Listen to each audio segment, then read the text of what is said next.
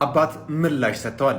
ከሰሞኑ ይህቺታችን አረብ ሀገር ከ12 ዓመት በላይ ቆይቼ የገዛሁትን ቦታና የገነባሁትን ቤቱም ቦታውም ያንቺ አይደለም ብለው እናትና አባቴ ከቤት አውጥተው ጎዳና ላይ ጣሉኝ ስትል ታሪኳን አጋርታን ነበር። አባት ከኋላ የምትመለከቱት ወንድማችን ዲያቆን ሄኖክ ኃይሌ ነው። በማህበራዊ ኤክስ ገጹ ላይ አንድ ጽሑፍ ጽፏል። ለምን ትቀናለህ? በዜና አበው ላይ አጋንንት አንድ መነኩሴ ለማሰናከል ሲማከሩ የሚያሳይ ታሪክ ተጽፏል። መነኩሴው ለብዙ ዘመናት በተጋድሎ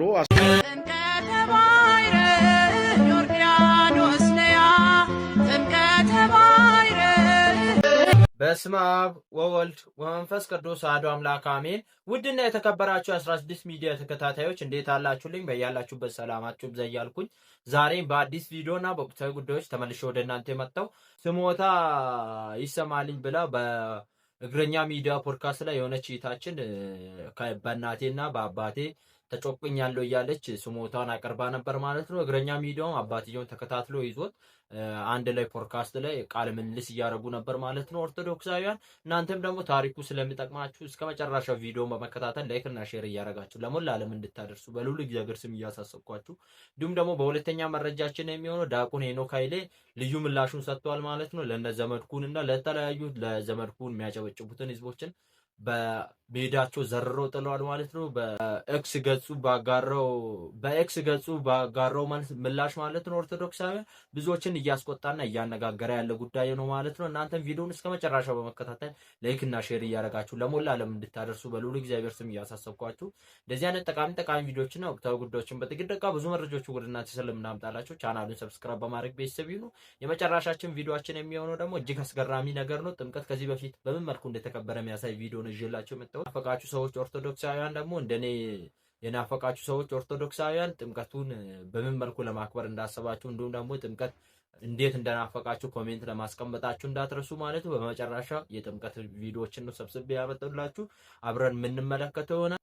በመጨረሻ ቪዲዮ እሱም የምንመለከተው ይሆናል ማለት ኦርቶዶክሳውያን እናንተም እስከ መጨረሻ መከታተላችሁ እንዳትረሱ፣ እንዲሁም ደግሞ ላይክ እና ሼር ማድረጋችሁ እንዳትረሱ። ቀጥታ ወደ ዛሬ ቪዲዮአችን እንሄዳለን። የተከበረ ቄስና ቀዳሽ የሆነው አባቴና እናቴ አንድ ላይ ሆነው 12 ዓመት ሙሉ አረብ ሀገር ለፍቼ የገነባሁትን ቤት ያንቺ አይደለም ብለው ከነ ልጄ ከቤት አውጥተው ጎዳና ላይ ጣሉኝ ትላለች ባለታሪካችን። ማርታ ገረመው ትባላለች።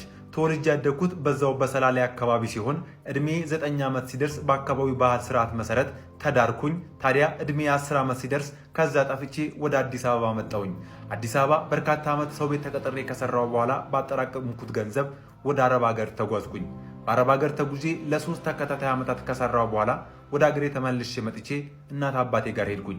እናት አባቶቼ ገጠራማው አካባቢ ስለሚኖሩ እነሱ ጋር ሄጄ አባቴን ይዤ ፊቻ አካባቢ ቦታ እንዲገዛኝ ተስማማንና ቦታ ገዛው።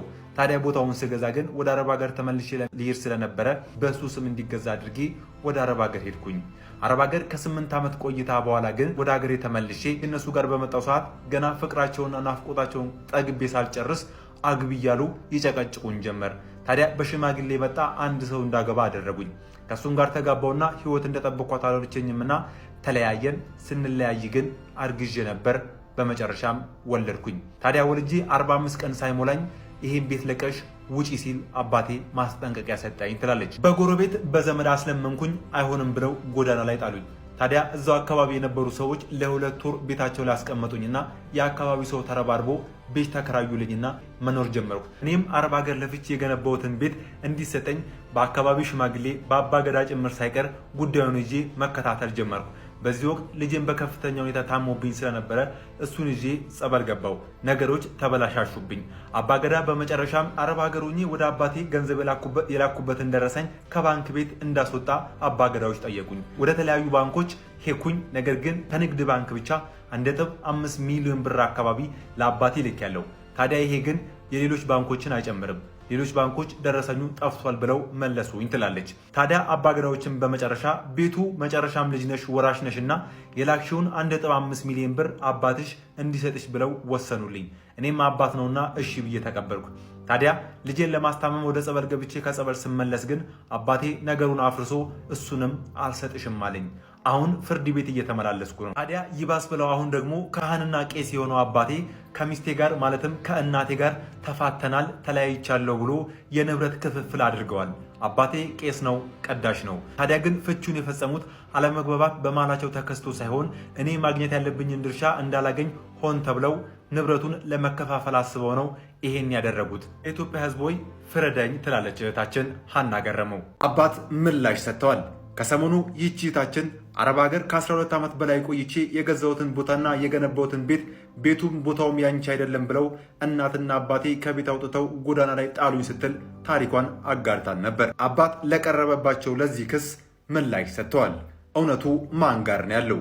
ሙሉውን ስሙና የእናንተን ሀሳብ ኮመንት ላይ አስቀምጡልኝ። ባለታሪካችን ማርታ አባት መልአከ ሰላም ቀሲስ ገረመው አብርሃም ይባላሉ።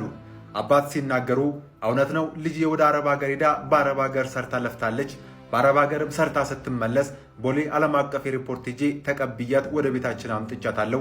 ታዲያ ወደ ቤታችን ካመጣዋት በኋላ ከ3 ቀን ቆይታ በኋላ ወደ አዲስ አበባ ሊሄድ ነው አለችን። ወደ አዲስ አበባም ከሄደች በኋላ ከ3 ቀናት በኋላ ደወለችና አንድ ጓደኛ አለኝ ሽማግሌ ልልክ ነው፣ ሽማግሌ ሲመጣ ተቀበሉ ብላ ነገረችን። እሺ ብለን ተቀበልን። ታዲያ ግን ወቅቱ ክረምት ስለነበር በዚህ ወቅት ሰርግ አንሰርግም ብንልም ነገር ግን አሁን ካልሆነ አይሆንም ስላለችን ሰርጉን ሰረግን ይላሉ። በሰርግ ከገባችው ሰውዬ ጋራ ብዙም ሳትቆይ አልፈልገውም ብላ ከሱ ጋር ተለያየች። እኛም ጋር መታ መኖር ጀመረች። እኛ ጋር መኖር በጀመረችበት ወቅት ልጄ ማላቃት ሆናብኝ ነበር። የተለያዩ ሱሶችም ጀምራ ነበር። ጭራሽ ይባስ ብላ የመኖሪያ ቤታችን ላይ ጭምር ሴት ጓደኛዋን አምጥታ የማይሆኑ ሱሶችን መፈጸም ጀመረች። በዚህ ጊዜ ተቆጣው። ከጓደኛዋ ጋር ወጥታ ሄደች። ከሳምንት በኋላ ምን ነው ልጄ ወደ ቤት አትመለሽም ብዬ ደውዬ ጠየቅኩ። ከቀናት በኋላ ወደ ቤት መጣች። ወደ ቤትም ስትመጣ ብቻዋን አልነበረም የመጣችው፣ ከሌላ ወንድ ጋር ያውም ከማላቀው ከመጀመሪያ ባሏ ጋር ሰማን ያልቀደደችም። እንዴት ብዬ ተቆጣው። ነገር ግን እሷ አይሆንም ከእንግዲህ በኋላ ከሱ ጋር ነው የምኖረው አለች። አንድ ቀን አድረው በሁለተኛው ቀን አብሯት ከመጣው ልጅ ጋር አብረው ሄዱ። ከጊዜያት በኋላ ከዚህ ሰው ጋር አብረው መኖር ከጀመሩ በኋላ ከዚሁ ሰው ወለደች። ታዲያ በወለደችም ጊዜ ሄጄ ከምትኖርበት ቦታ አምጥቼ ወደ መኖሪያችን ቤት አስቀመጥኳት። 40 ቀን ቆይታ ልጁ ክርስትና ከተነሳ በኋላ በቃ ለልጄ ስም ላስወጣለት ነው ወደ አባቶቹ ጋር ይዤው ልሄድ ነው አለች። ታይ ብያት ነበር። ነገር ግን እሷ ፈቃደኛ አልሆነችም። ሄደች። ከጊዜያት በኋላ ተደወለልንና አደጋ እንደደረሰባት ነገሩን። ሄደን አመጣናት። ቤታችን ሆነን አስታመምናት። ቆይታ በኋላ ወደ አዲስ አበባ ሄጄ ፀጉር ቤት ልከፍት ነውና ገንዘብ ስጠኝ ብላ ጠየቀችኝ። በዚህ ወቅት 90 ሺህ ብር ሰጥቻታለሁ ይላሉ። እሷ እንዳለችው ከተማ ላይ የገዛነውና የሰራነው ቤት አረብ ሀገር ሆና የገነባችው ሳይሆን እኔ ያኔ ገጠር እያለው አርሼ አምርቼ የሸጥኩ አጠራቅሜ ቆጥቤ የገዛሁት ቦታ ነው። ኋላም ላይ ገጠር ላይ የነበረኝን የቆርቆሮ ቤቴን አፍርሼ ከተማ ላይ ገነባሁኝ። እሷ የምትለው ሙሉ ለሙሉ ውሸት ነው። እሷ በላከችው ገንዘብ አይደለም የከተማው ቦታ የተገዛው ይላሉ። እናቴና አባቴ የኔን ገንዘብ ለመካፈል የውሸት ተፋቱ ያለችውም እሷ እንዳለችው ሳይሆን እኔና እናቷ መግባባት ስላልቻልን ተለያይተናል። ነገር ግን የምንኖረው አንድ ቤት ውስጥ ነው ሲሉ ተናግረዋል። ጉዳዩ በፍርድ ቤት ክትትል ላይ ያለ ጉዳይ ነው። እስካሁን ድረስ ፍርድ ቤት ውሳኔ አልሰጠውም። ፍርድ ቤት ውሳኔ እስከሚሰጥ ድረስ እንከታተላለን፣ ያንን አብረን እናያለን ሲሉ አባት ይናገራሉ። እውነቱ ያለው ማንጋ ነው? ከኋላ የምትመለከቱት ወንድማችን ዲያቆን ሄኖክ ኃይሌ ነው። በማህበራዊ ኤክስ ገጹ ላይ አንድ ጽሑፍ ጽፏል። ለምን ትቀናለህ? በዜና አበው ላይ አጋንንት አንድ መነኩሴ ለማሰናከል ሲማከሩ የሚያሳይ ታሪክ ተጽፏል። መነኩሴው ለብዙ ዘመናት በተጋድሎ አሳልፎ በብቃት የደረሰ መናኝ ነበር። የአጋንንቱ ጭፍራ ባለቃቸው ተመርተው ይህንን መነኩሴ ለማሳት ዘመቱ። ተራ በተራ ወደ እርሱ እየሄዱ የፈተና ወጥመዳቸውን ዘረጉበት። በዝሙትም ሊፈትኑ ሞከሩ፣ አልተሳካም። በምግብም ሞከሩ፣ ድል ነሳቸው። የሚያውቁትን የፈተና ስልት በተለያየ መንገድ እየተገለጹ አንዴ ሰው አንዴ መልአክ እየመሰሉ ሊጥሉት ሞከሩ፣ አልቻሉም። ኦርቶዶክሳዊያን ቴሌሚዲያን ኮፕልን ሼር ሪፖርት እያደረጉ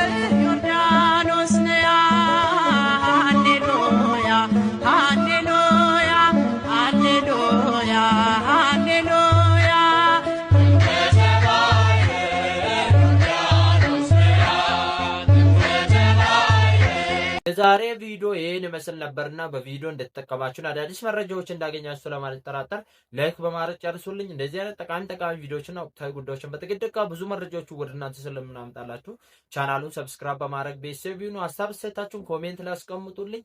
እንኳን ለብርሃነ ጥምቀቱ ዋዜማ በሰላም አደረሳችሁ እያልኩኝ ጥምቀትን የት ለማክበር አስባችኋል? ሁላችሁም ኮሜንት ለማስቀመጣችሁ እንዳትረሱ። እጅግ አስገራሚ ነገር ነው ማለት ነው። በዚህ በፖድካስቱና እንዲሁም ደግሞ በዛሬው ፕሮግራማችን የታዘባችሁትና የተመለከታችሁን ነገር ኮሜንት ማድረጋችሁ እንዳትረሱ። ሁሉ ሰው እንዲያደርገን ፈጣሪያችን እግዚአብሔርን በጸሎት መማጸናችን እንዳንቀር እንዲሁም ደግሞ መልካም ምኞታችሁን ኮሜንት ለማስቀመጣችሁ እንዳትረሱ። ኦርቶዶክሳውያን አገራችን ኢትዮጵያ ሰላም ያደርግልን። በሌላ ቪዲዮ እስከምንገናኝ ቸር ቆዩ።